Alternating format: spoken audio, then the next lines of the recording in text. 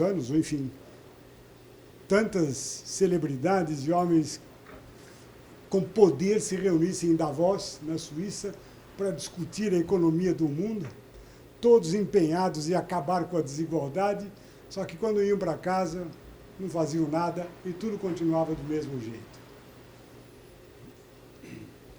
Posteriormente, voltei, cheguei ao Brasil, comecei a conversar com o Joaquim Falcão sobre a ideia, ela cresceu e o tema assim instalou. É um problema brasileiro, mas é um problema mundial. Por outro lado, também fiquei sensibilizado com um livro que então eu fui ler, Stiglitz, The Price of Inequality. Isso também ajudou a pensar no tema. E já há algum tempo, o meu amigo Martino me havia colocado num grupo, a maior parte são argentinos, não? E todos eles dedicados ao estudo e à reflexão sobre a pobreza. É por isso que ele está aqui. Enfim, esse é o background desse tema e dessa discussão.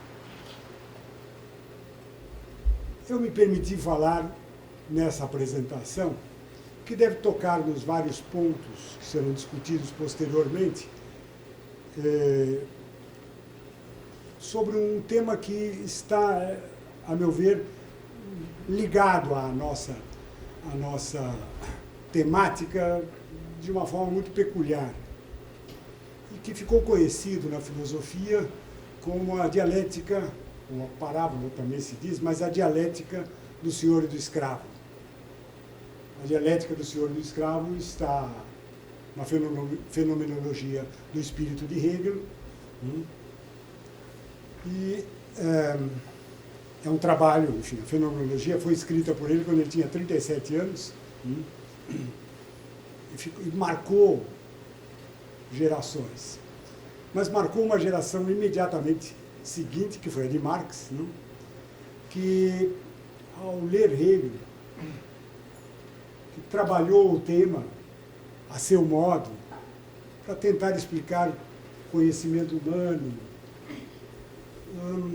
transformando isto é, a dialética do senhor e do escravo, numa espécie de moto propulsor de toda a história. Isso fez Marx. É por aí que eu vou, nessa apresentação. Mas eu gostaria de principiar com uma citação de Samuel Huntington. Samuel Huntington, um cientista político, da década de 70. É uma citação de uma entrevista que ele deu no Jornal da Tarde, isso em plena Guerra Fria.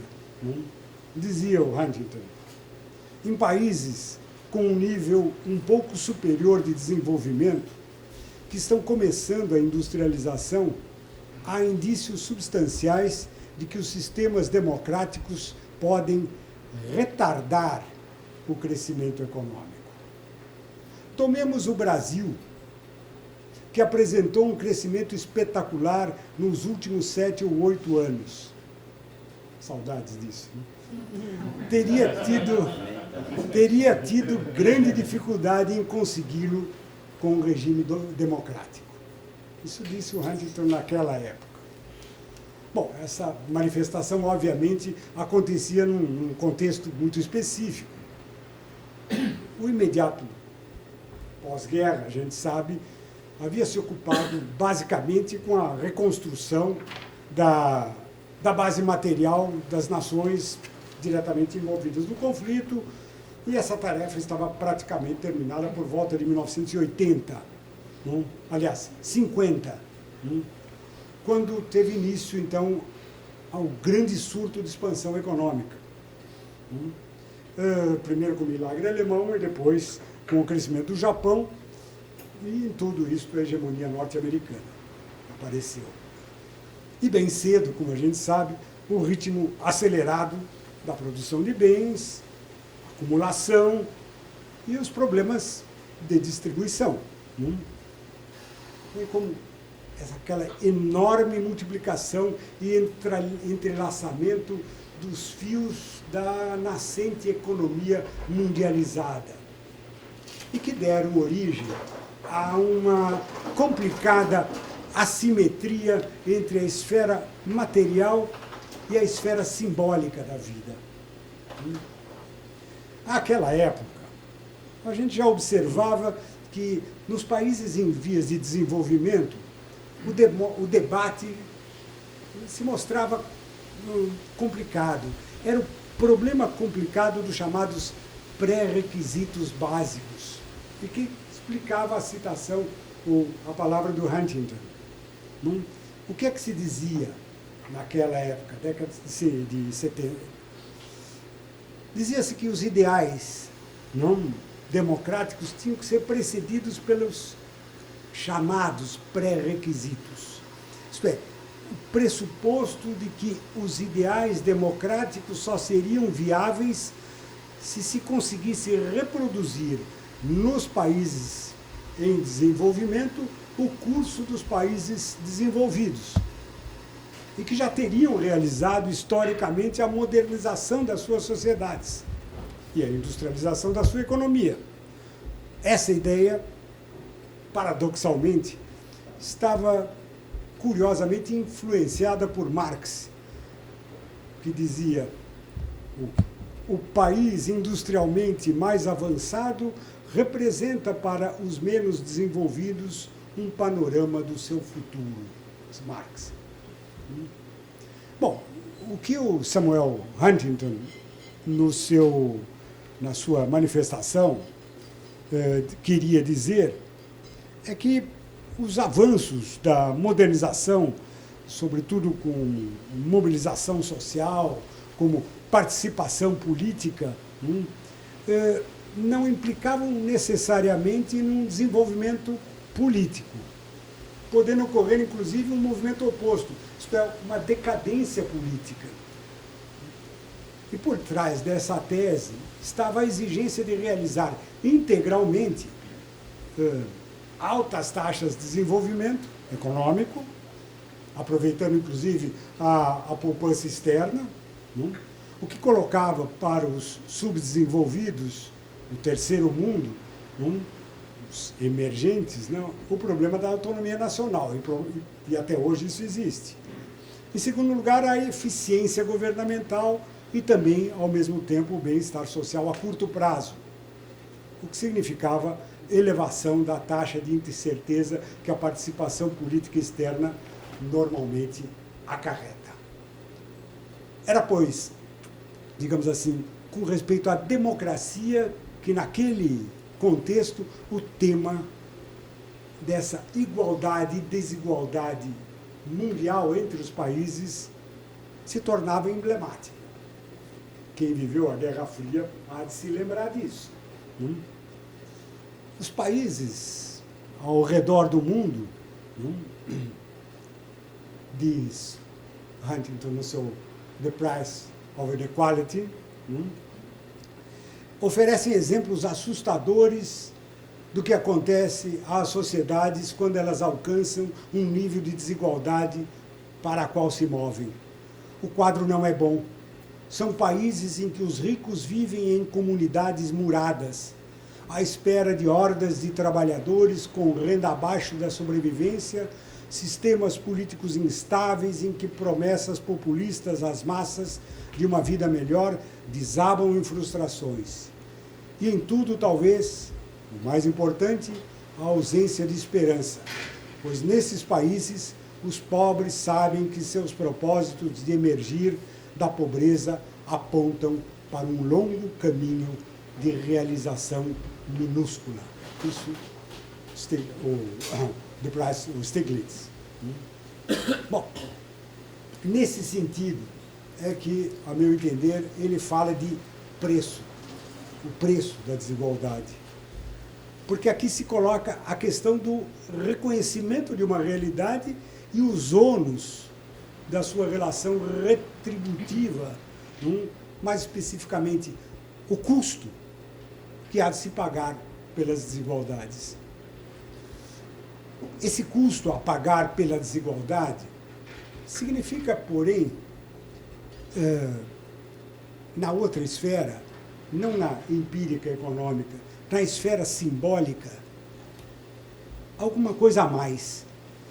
Mais do que perguntar por que é que nós somos desiguais e como lidar com a existência da desigualdade, porque nos leva simplesmente ao que nós chamamos a exigência de suprimir a pobreza. Marca indelével da era que se seguiu à Revolução Francesa. Ou seja, a percepção da desigualdade política como uma desigualdade social e desta como um problema de pobreza é algo recente na nossa cultura ocidental. O conceito de pobreza, nos diz o meu amigo Martino, tem experimentado uma notável variação qualitativa em seu conteúdo. Usualmente, diz ele, o conceito de pobreza alude a uma dimensão estritamente econômica, ou seja, capacidade de consumo, em uma estrutura na qual não existe mobilidade porque essa não constitui uma ordem social competitiva. Assim, para mudar seria preciso aumentar a incorporação de novas variáveis, os valores que o sujeito pode capitalizar, o capital simbólico, o capital educacional, a segurança, o papel da insegurança na condição da pobreza, a saúde, valor vital, todas as condições de participação autônoma do povo em seu ambiente social, político, como fator apto à superação da pobreza. Isso, meu amigo Martino. Bom, essas observações, a meu ver, nada mais fazem do que testemunhar uma obviedade dos nossos tempos. Mais do que isso, é algo, como eu disse, novo na cultura ocidental. Não a pobreza como fato, nem as demandas dela decorrentes, mas o seu perfil simbólico no trato jurídico e político do que seja desigualdade.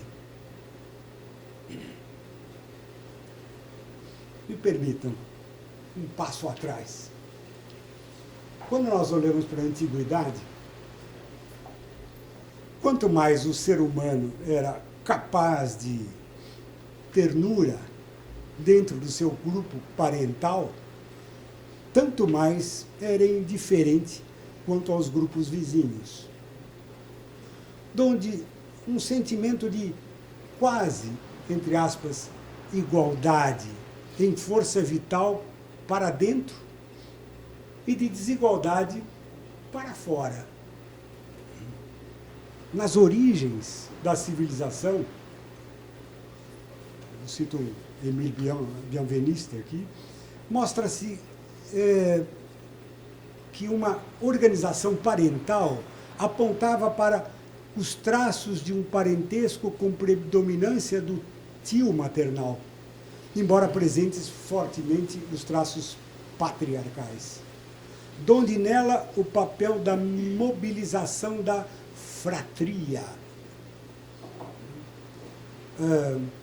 E, aliás, algo que existe até hoje quando a gente pensa na família das máfias italianas ou americanas. Essa observação é interessante. Ela é interessante para a gente entender nas origens da nossa cultura como se organiza a comunidade humana com as suas igualdades e com as suas desigualdades.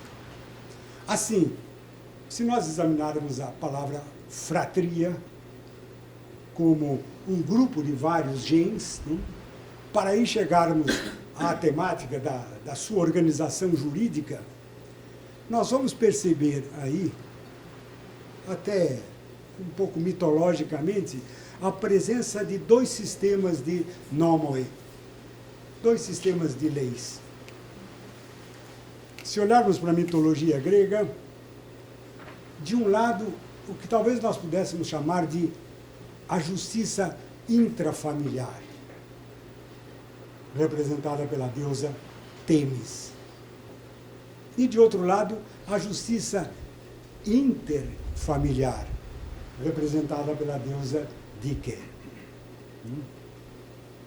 Aliás, um dado realmente importante para nós entendermos o surgimento da noção de Ison na cultura ocidental, como nós vamos ouvir amanhã a Meire falando.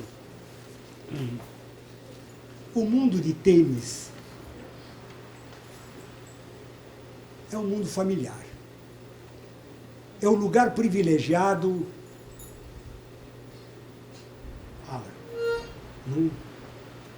do terror ético, cujo centro do sistema de referência é o círculo da família e nele a figura do pai, com a forte presença de uma agregação natural marcada pela desigualdade, onde a punição maior, com Têmis, ser a rejeição, ser deixado ao abandono, ser repudiado, ser condenado pelos seus. Na verdade, as grandes infrações de Têmis são marcadas pela desigualdade, como é o caso dos sacrilégios de modo geral. Isto é, ofensa a valores religiosos enquanto um patrimônio invisível do grupo dominado por um temor a uma superioridade intangível, mas particularmente o que se percebe na traição, no assassinato de um parente, parricídio, matricídio, fratricídio, infanticídio, na transgressão sexual, incesto, estupro, adultério, em que estão presentes as angústias edipianas. Mas em tudo isso, a marca de Têmis, isto é, a marca do discrimen, no sentido de separar, no sentido de separação, e a proibição da sua violação, que confere ao sistema o seu perfil orgânico. E aqui é interessante observar que o fulcro de uma infração nesse interior está em tocar com a mão aquilo que é proibido. Seja esse o ato do assassino, seja esse o ato do amante.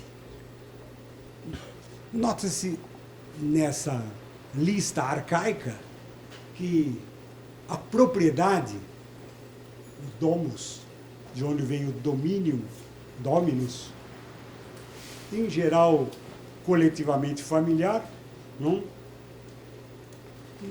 é relevante. No reino de Têmis não se fala de roubo, de furto, isso não é relevante. Sugestiva, aliás, uma observação de Júlio César no De Bello Gallico, a propósito dos povos germânicos, em que ele diz o seguinte: a rapina não provoca nenhuma desonra, desde que ela seja exercida fora do território das cívitas. Isso a gente sente até hoje. Em casa tudo bem, os outros não. Por isso, nem a propriedade, nem a riqueza marcam a diferença. A punição maior é o banimento, é o abandono. É o abandono a uma vida solitária, uma espécie de excomunhão e de maldição. E também o repúdio e a execração. No mundo de Têmis, é o metabolismo da vida que marca as diferenças e as desigualdades. Procriar, criar, alimentar, ser pai, ser mãe, ser homem, ser mulher, ser filho, ser irmão, ser servo, ser escravo. Já Dike é diferente. Dike é a deusa do mundo interfamiliar. E leva a um novo esquema. O esquema dentro, fora. Intra, inter. No círculo familiar, o senhor, seus escravos, sua mulher, seus filhos, o pater famílias, isto é, o dentro. Daí para o círculo exterior, os outros, os civis, os eleoteroi, mas também a necessidade de encarar o estranho, o estrangeiro, donde as regras do cuique, qualquer um, sum cuique tribuere, do alterum non ledere, e da convivência, honeste vivere. Isto é, o fora. Aqui o dominium começa a tomar expressão. Aqui aparece o domus, aqui aparece o dominus, donde as infrações proprietárias, o roubo, o furto, o apossamento indevido e também os acordos, o contrato, a venda, a compra. Essa deusa, ela ganha expressividade, como nós todos sabemos, pelo símbolo da balança. Temis não tem essa simbologia. É Dike que tem a balança e a espada, que primitivamente era até um cajado, provavelmente algo como um cetro, donde o papel aí do poder. E por ela, os agentes que se veem marcados pelo status da sua condição social interagem. E daí, ison, igualdade estamental. Quirites eleuteroi. Portanto, é na esfera da diké, na interfamiliar, que surge a isonomia e a condenação da hybris. Aí é que vai aparecer, do excesso, por mais ou por menos.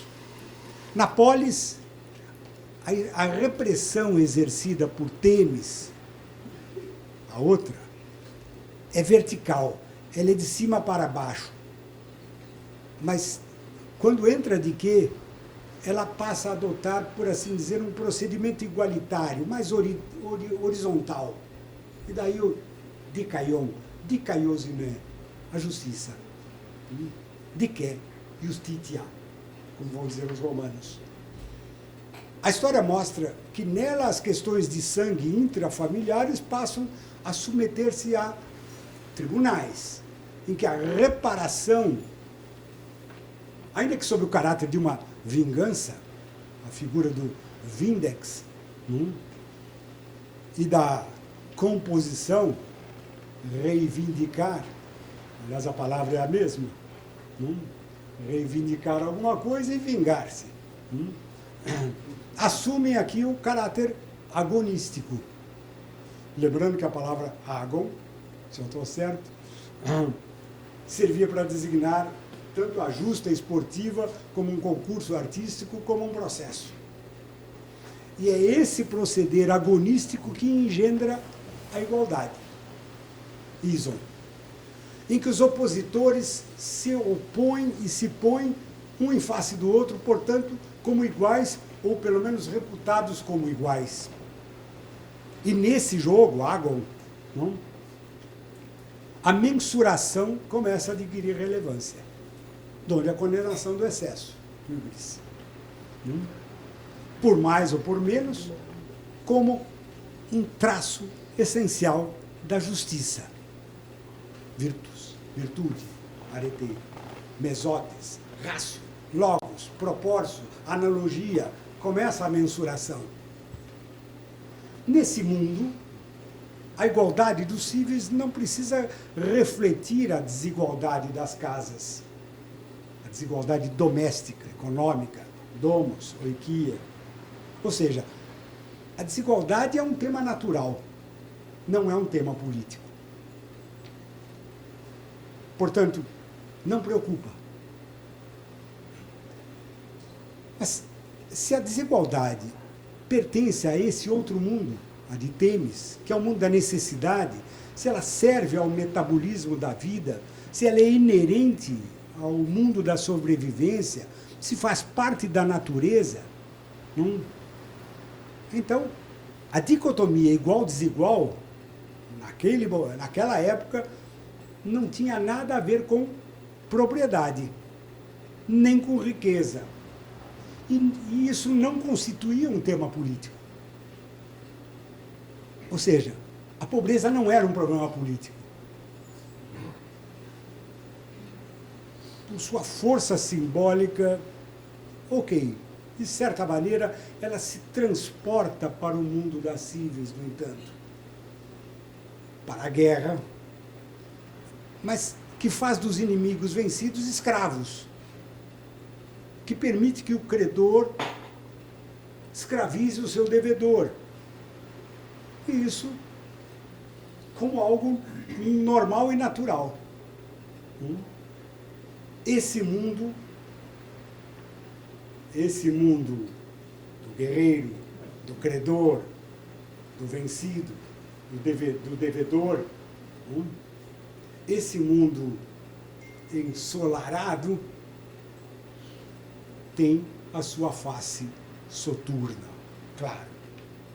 A escravidão, o racismo, sem falar da degradação da mulher.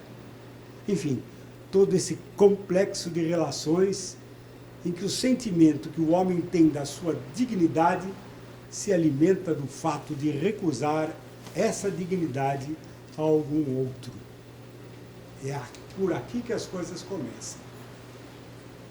É nessa extrapolação do intrafamiliar para o extrafamiliar em que as coisas começam a se misturar, por assim dizer. Bom, o mundo que nós vivemos hoje não desconhece essas manifestações de desigualdade desse tipo, quando até as recepciona. A prática do racismo constitui crime inafiançável e imprescritível, vai dizer a nossa Constituição. O mesmo vale para os crimes hediondos, que são insuscetíveis de graça ou de anistia, que são disposições. Por que crimes hediondos? Porque o racismo não é imprescritível, o crime. São coisas que estão ainda com os fundamentos no mundo da Tênis, naquele mundo familiar. E, transportadas para o outro mundo, aparecem como coisas excepcionais. E nós aceitamos isso com uma certa tranquilidade. Parece óbvio que discriminação racial não possa ser prescritível. Mas por que os crimes hediondos? Porque eles têm esse caráter em função daquele mundo em que nós nascemos com a nossa civilização. Isto é, são disposições que marcam, talvez de uma forma sutil, a presença de Têmis nos negócios da Diké até hoje. Mas a tradição ocidental não conhece também uma outra vertente. Essa é a greco-romana. Existe a outra, extremamente importante e significativa para a percepção da desigualdade. E aqui vale uma incursão na tradição semítica. É outra. Ou é a outra na cultura ocidental. O pensamento judaico-cristão, em termos simbólicos, trouxe para o Ocidente uma espécie de confluência, para não dizer confusão, do intra e do extrafamiliar. E, ao fazê-lo, tornou, em primeiro lugar, a igualdade uma questão de inclusão e a desigualdade uma questão de exclusão.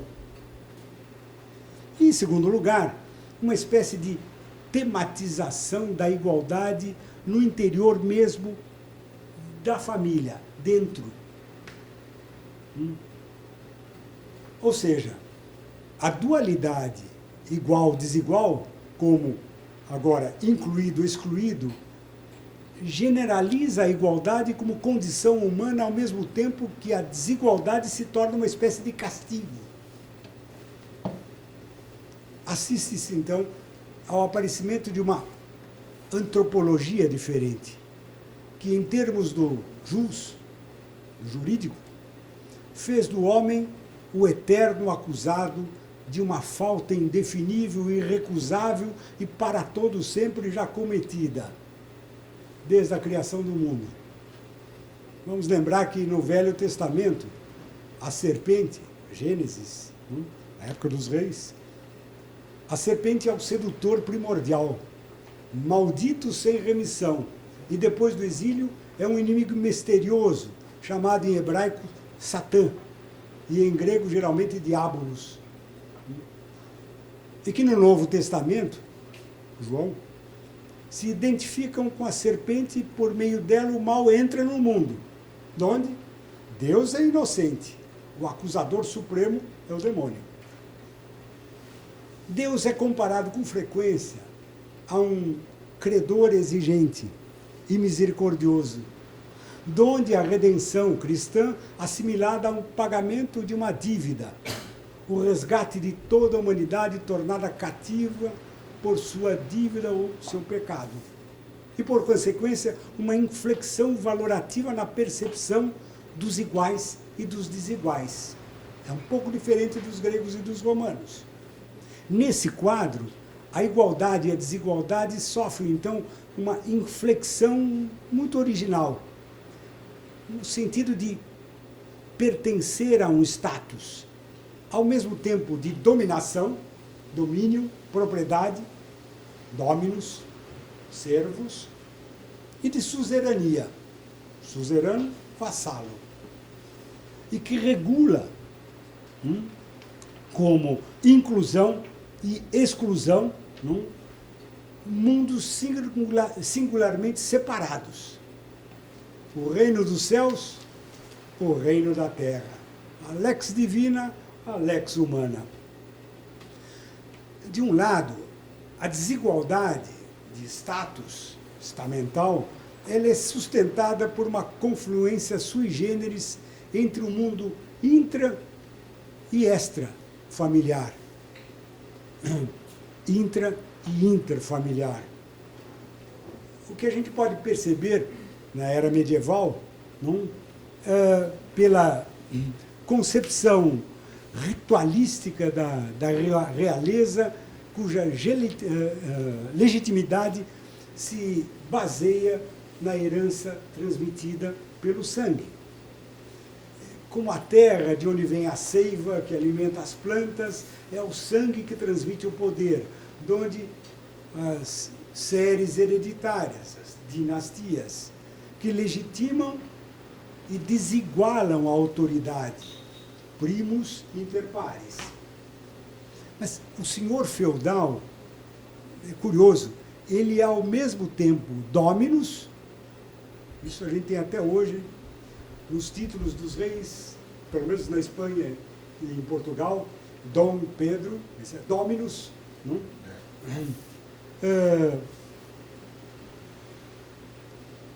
Que aliás é uma designação desconhecida entre os romanos. Os dominus para o romano era o senhor da sua casa.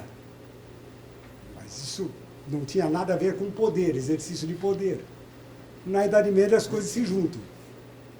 E quando se juntam, de repente, as questões ligadas à riqueza e à pobreza passam a ter relevância, ao você perceber o igual e o desigual.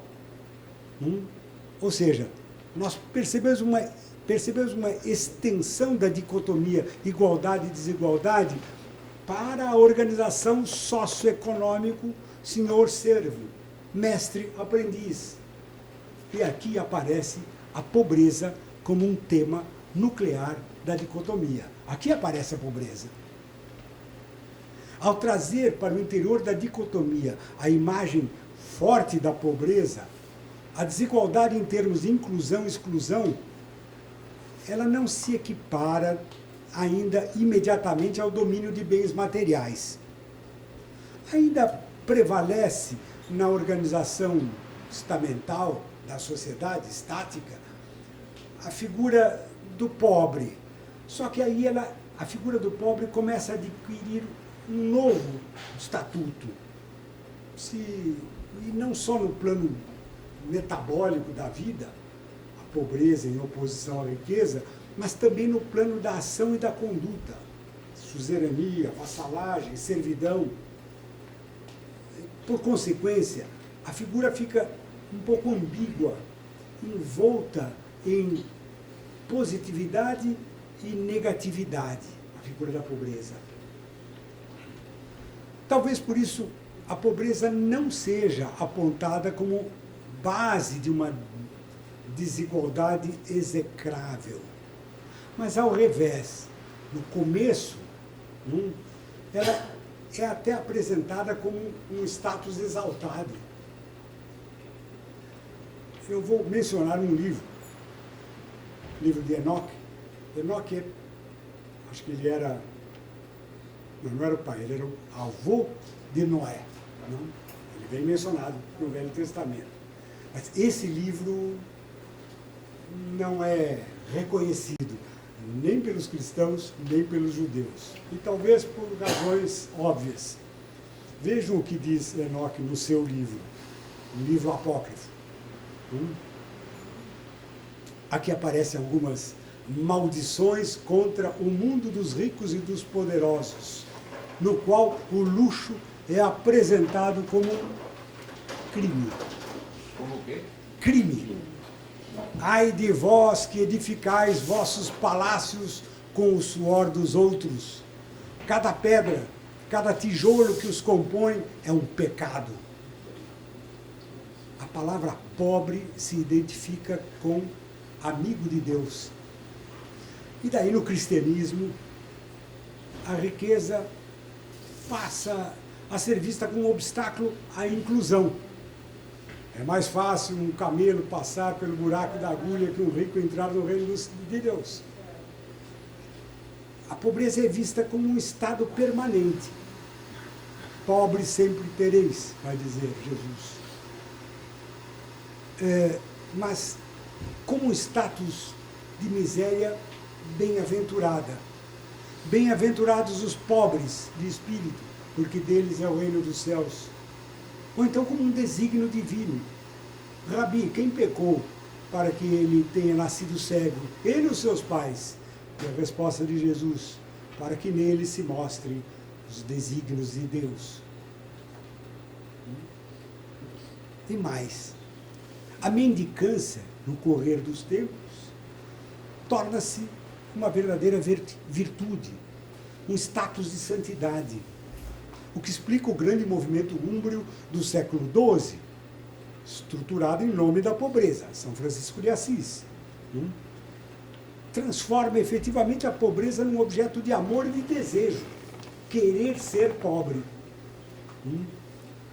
que marca a desigualdade da pobreza, mas como uma espécie de aspiração de inclusão exemplar. Dá para entender por que na sociedade medieval, do ponto de vista econômico, o trabalho não fosse objeto de troca no mercado. E como se entende também que na Alta Idade Média, os estamentos sociais fossem divididos entre aqueles que cultivavam as terras sem possuí-las e os que as possuíam sem cultivá-las, que estruturava então as relações econômicas. Toda a importância da caritas no trato da pobreza. Quem dá aos pobres empresta a Deus. E o surgimento das santas casas de misericórdias e coisas desse tipo. Enfim, nós entendemos de que modo que surgiu, já agora em pleno século XVI, a chamada política econômica elisabetana, Elizabeth I, que responsabilizava as comunidades pela remuneração dos pobres. Os pobres entendidos como aqueles que não tinham meios de subsistência suficientes, ou que eram, por assim dizer, desempregados, mais ou menos no sentido moderno da expressão. Essa política, por sinal que ficou conhecida como The Poor Law, vigorou na Inglaterra até 1832, quando o correspondente Statute foi revogado sob a alegação de que ela favorecia a preguiça e inibia o desenvolvimento. Bom, esse sistema, conhecido em formas semelhantes em outros países europeus, ele inibiu, pelo menos na Inglaterra, a eclosão de uma revolução, e que na França culminou com a chamada Revolução Francesa. E com a Revolução Francesa, o tema da igualdade e desigualdade adquiriu um perfil novo, inteiramente novo. Como explicar?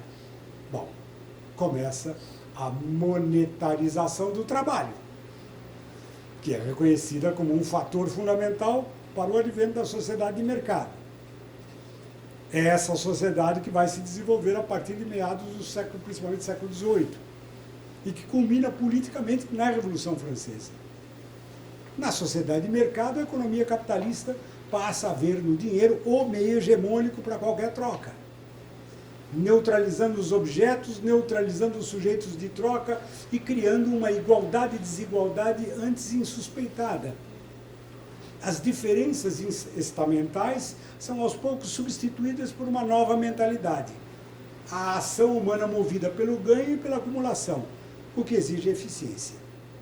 Estado burocrático, racional, somado à franca liberdade empresarial. Estamos em um outro mundo.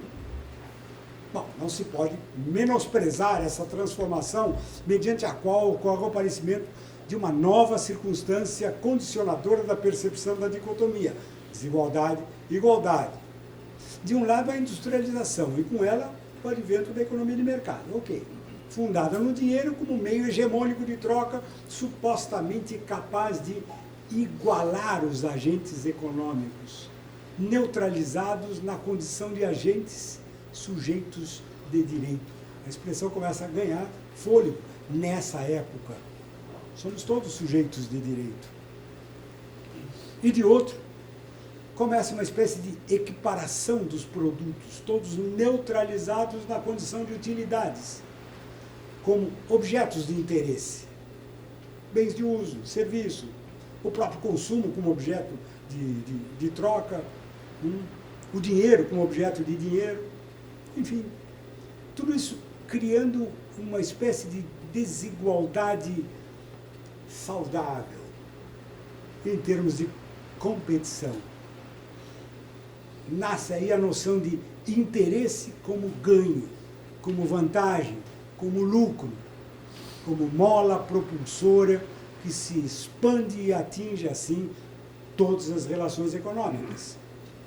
E é nesse quadro que a desigualdade ganha uma expressão inovadora e sem precedentes, fazendo-se da igualdade dos sujeitos, todos sujeitos de direito, neutralizados pelo dinheiro, a base comum do interrelacionamento social.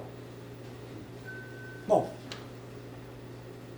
é nessa nova relação agonística, a igualdade competitiva e a desigualdade de competição, que a desigualdade em termos de pobreza adquire um status inteiramente diferente, ao tornar-se centro de preocupação política.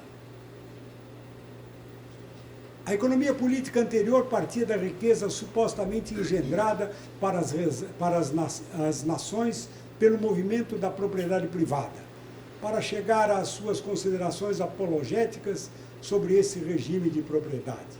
Proudhon parte do lado inverso, o que a economia política esconde sofisticamente da pobreza gerada pelo movimento da propriedade privada para chegar às suas considerações que negam esse tipo de propriedade.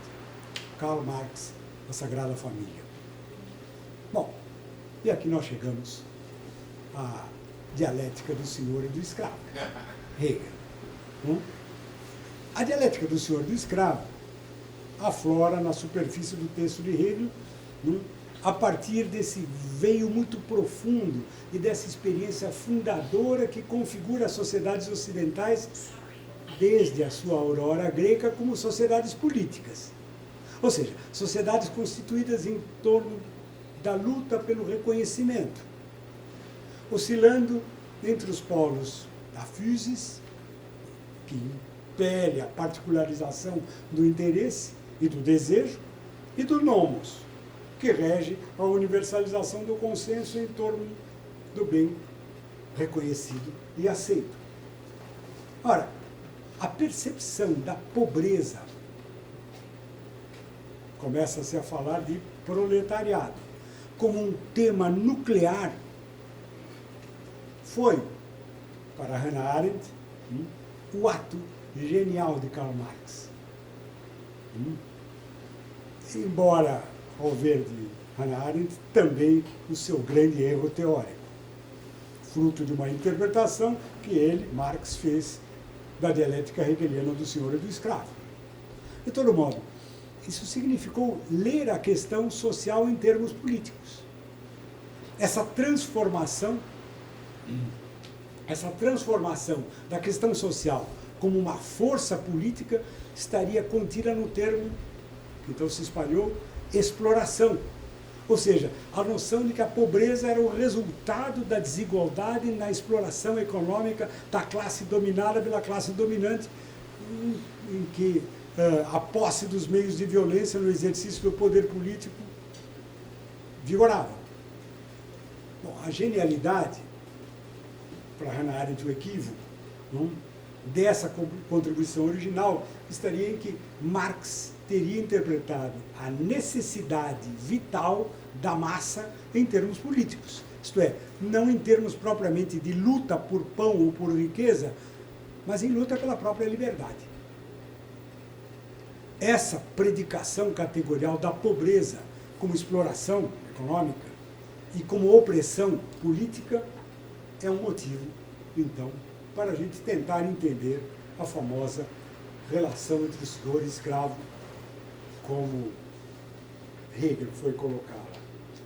Marx, quando fez dessa página de Hegel uma espécie de chave para a leitura de toda a história universal, na esteira do próprio Hegel, ele colocou no plano do desenvolvimento histórico a necessidade econômica como a sua lei de ferro, onde a superação da necessidade como condição da liberdade, no sentido político. A importância de Hegel, e por extensão de Marx, tem a sua relevância no entendimento moderno da dicotomia igualdade e desigualdade, na medida que ela introduz a noção de trabalho como trabalho social e o ser humano não apenas como um produtor de necessidades vitais e dos meios de satisfação, mas como uma espécie de superador desse processo monótono e infinito de sobreviver, fazendo da política o lugar da verdade e do econômico, e da verdade e do econômico o momento da libertação humana.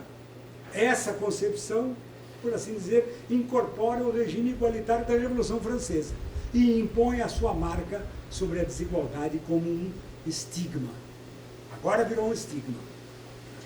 E é o que se pode ler na dialética do senhor e do escravo, desenvolvida por Hegel. Hegel entende que a natureza é um processo linear e as suas formas são apenas diferentes em graus de necessidade, mais ou menos necessárias. Mas na esfera do que ele chama de o espírito, isto é, na esfera do humano, a necessidade se torna evolução, no sentido de superação. O homem é mestre na natureza.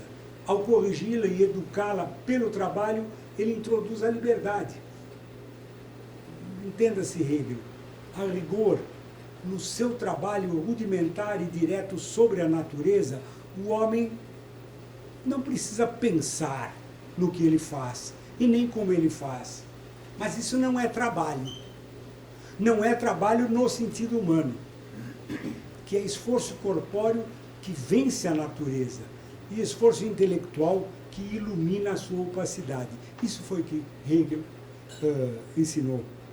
Como o trabalho, então, é ação pensante, é diferente do trabalho do escravo na Roma antiga ou na Grécia, é ação pensante, o trabalho, então, se torna mediador da liberdade. Somente pelo trabalho o homem realiza a sua liberdade. E, nesse sentido, o trabalho do escravo, na dialética senhor e escravo, é a manifestação da consciência de si como servil. E na medida em que o produto do trabalho, que é a corporificação da essência material e espiritual do escravo, é alienado ao senhor, a sua essência se exterioriza em algo que é fora dele, escravo. É alienado ao Senhor. A sua essência se exterioriza em algo fora dele, donde a interpretação marxista da alienação como perda da essência. Bom, no momento em que o escravo toma consciência da necessidade do seu trabalho para o Senhor, e o Senhor se torna em si dependente do ser dependente, de ser dependente do escravo, ocorre então o que Hegel chamou de um salto dialético. Concebe-se a consciência de si como livre. Bom, talvez se possa resumir um tanto toscamente a contribuição de Hegel pela sua fórmula grandiosa de fazer com que a liberdade viesse a emergir diretamente da necessidade, no sentido de que, com isso, ele acabou por introduzir no pensamento e na experiência política ocidental a ideia de que a vida é o maior de todos os bens e de que o processo vital está no centro de todo o esforço humano. Daí, essa fusão da economia com a política, economia política, ou política econômica, na qual a abundância se funde com liberdade, e esta na luta contra a pobreza. Aflora aqui uma mudança estrutural temporal significativa na formatação de políticas, impondo-se então como escolha de políticas alternativas, programas políticos, ou mesmo entre ideologias capazes de alterar, e sempre supostamente no sentido de melhorar o status. Isto é, age-se contra a desigualdade econômica, não, como um alvo essencial de planejamento. Nós devemos isso a Hegel. Ele mudou o pensamento. Bom, nessa linha não espanta o crescimento, já no século XIX, da chamada questão social, um cerne de todas as disputas políticas. E nesses termos, nós podemos até reconhecer que a Revolução Francesa, de 1789, mas também depois a de 1848 ou a de 1871, foram antes revoluções cujo núcleo estava em questões de desigualdade social e não propriamente de disputa de poder político. Leia Os Miseráveis. E nós vamos entender também a conotação que assume agora a palavra povo, que passa a designar no senso comum alguma coisa que se opõe à elite, em qualquer das suas manifestações. Povo como o conjunto dos desafortunados, seja social, seja econômica ou seja intelectualmente. No Brasil a gente fala em povão. Em suma, é esse tema, em toda a sua complexidade, que se torna o ponto crucial para os paradigmas clássicos na configuração dos regimes políticos, do que nós vamos então chamar de Estado de Direito.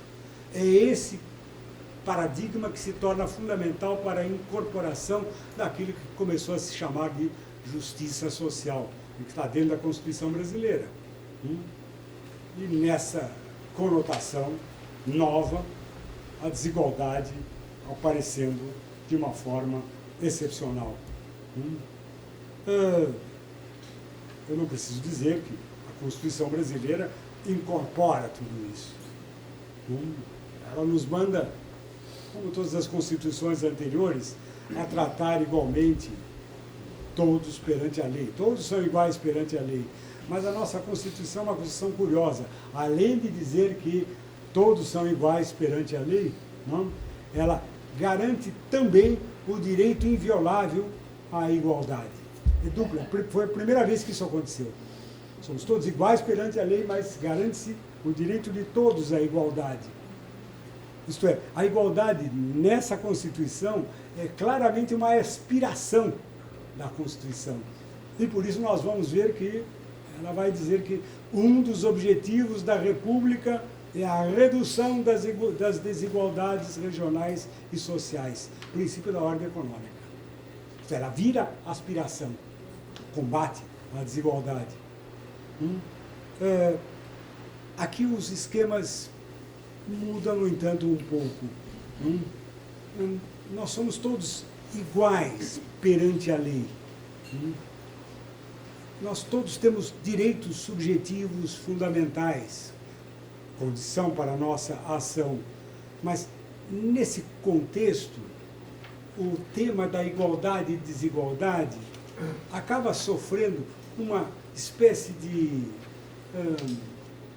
escamoteamento, por assim dizer, me parece.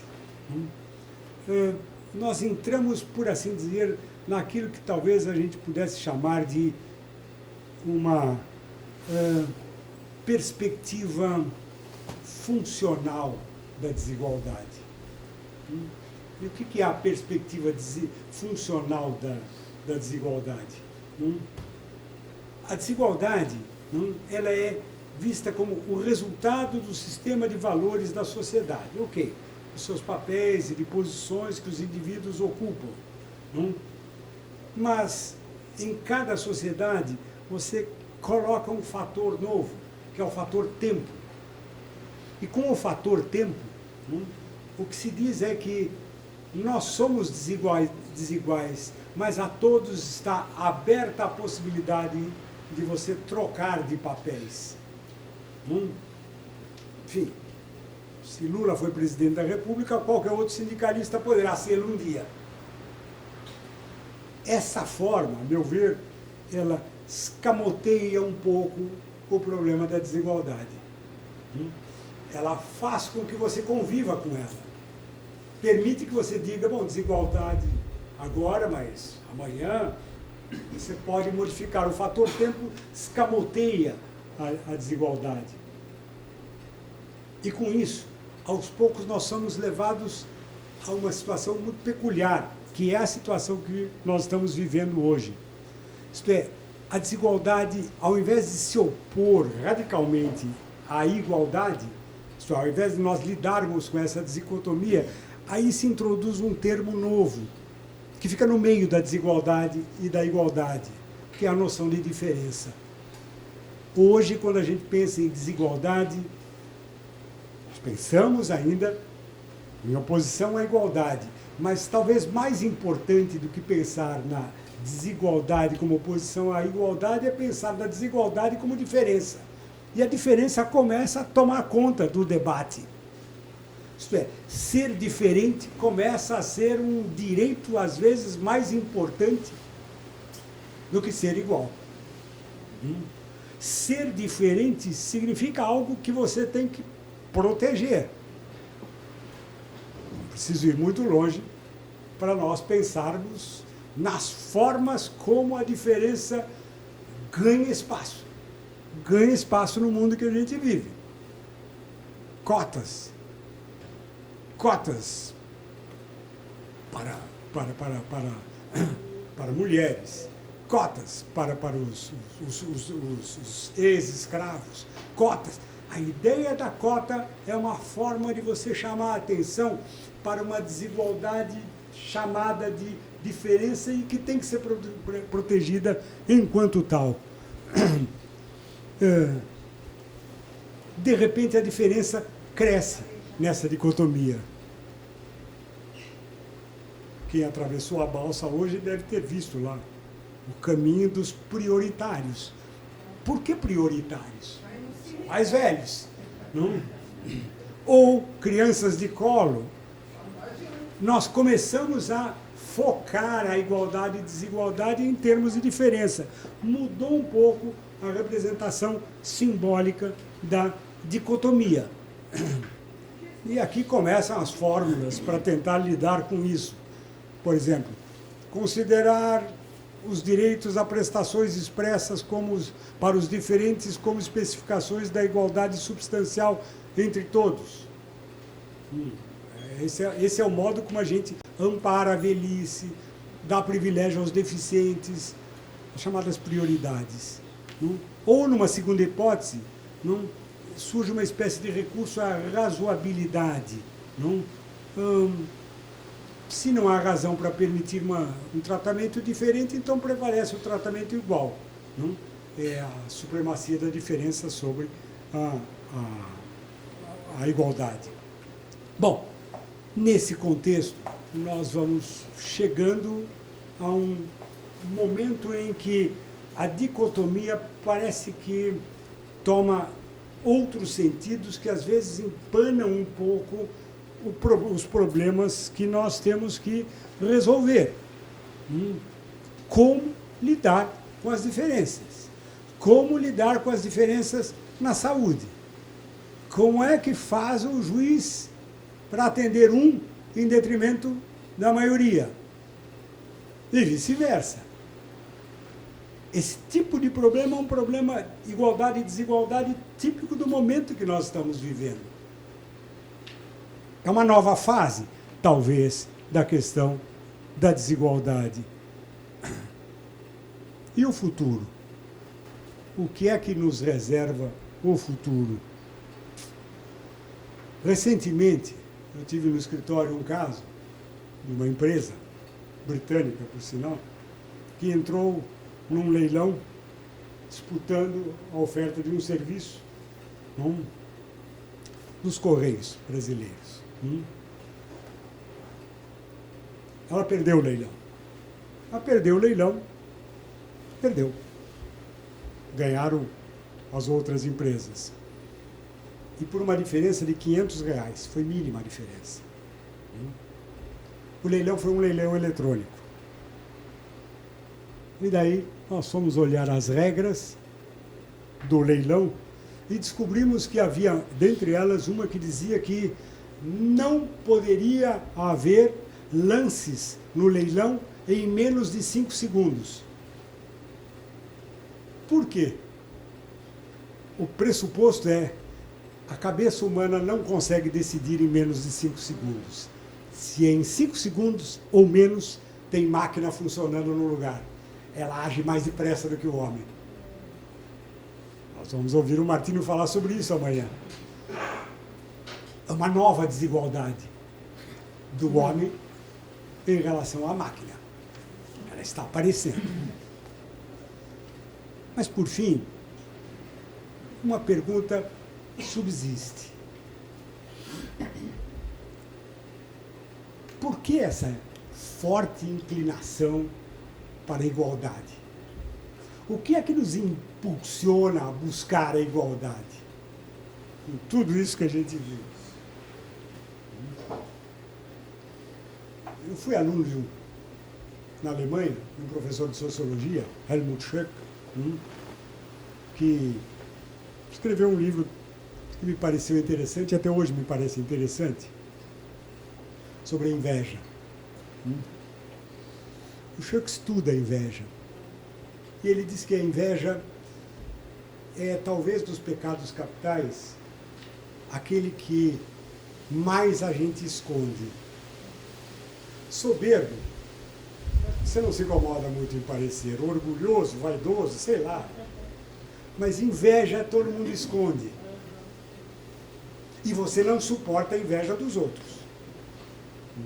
A sua você esconde, a dos outros você não suporta. E aí ele diz, a inveja, que às vezes a gente confunde com a cobiça, não é igual à cobiça. A cobiça está ligada a você querer aquilo que o outro tem. O invejoso não quer aquilo que o outro tem. Ele simplesmente acha que o outro não tem condições nem dignidade de ter o que ele tem. O invejoso não quer o do outro. Ele apenas acha que o outro não deve ter. Me lembro de uma anedota, se me permite, do português, que tem lá a sua horta e odeia o vizinho. E um dia, ele, arando a sua terra, descobre uma garrafa, destampa a garrafa, surge o gênio, e o gênio diz a ele, você pode pedir o que você quiser. Ele abre um sorriso. O que eu quiser, o que você quiser, mas com uma condição. O que quer que você peça, o seu vizinho vai ter em dobro.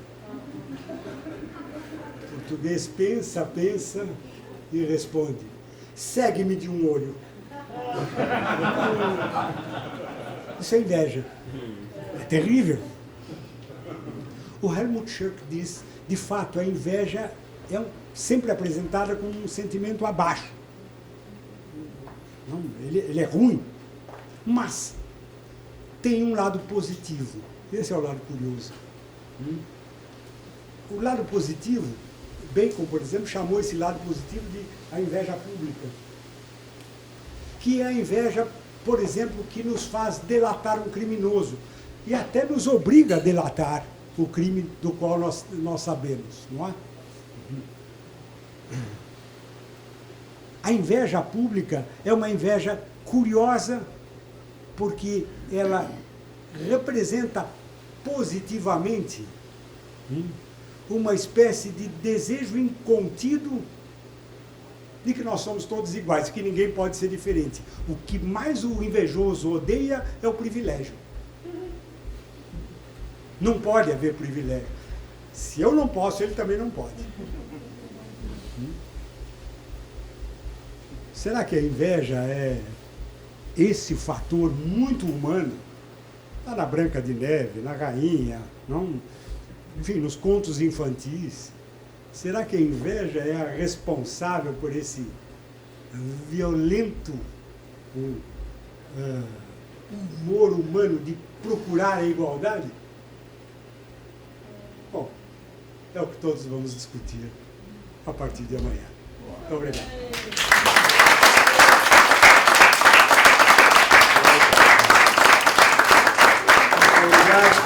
Agora vamos responder.